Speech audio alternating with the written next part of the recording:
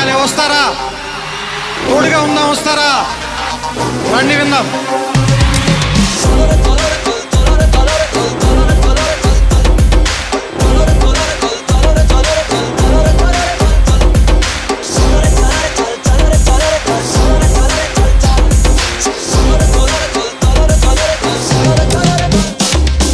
మిత్రమా, అసలే చీకటి, ఇల్లేమో దూరం, దారంతా గోతులు, చేతిలో దీపం లేదు, ధైర్యమే ఒక్క కవచం.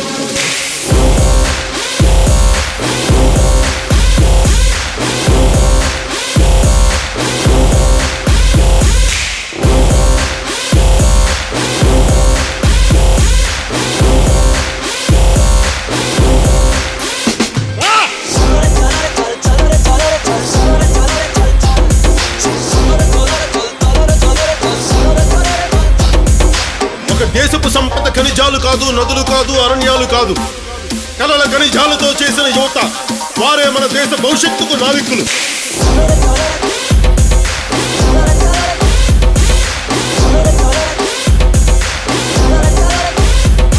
మన ఆత్మ గౌరవాన్ని దెబ్బతీసే వాళ్ళకి ఇదే చెప్తాం.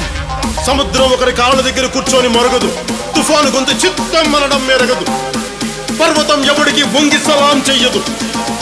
నేను పిడిగినంత మట్టే కావచ్చు, కానీ గొంతెత్తితే ఒక దేశపు జెండా కొన్నంత పొగరుంది.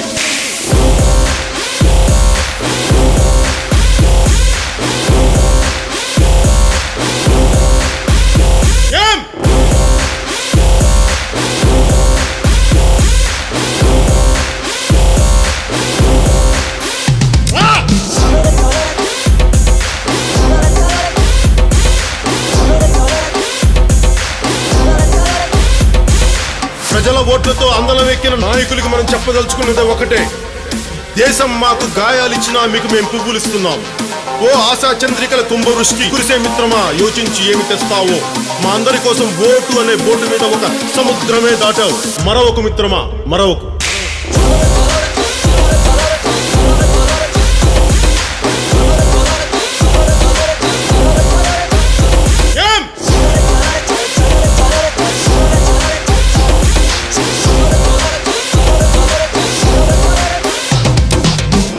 మన హక్కుల కోసం పోరాడే ప్రజల రెక్కలని విరిచే ప్రభుత్వాలకి ఇదే మన మాట.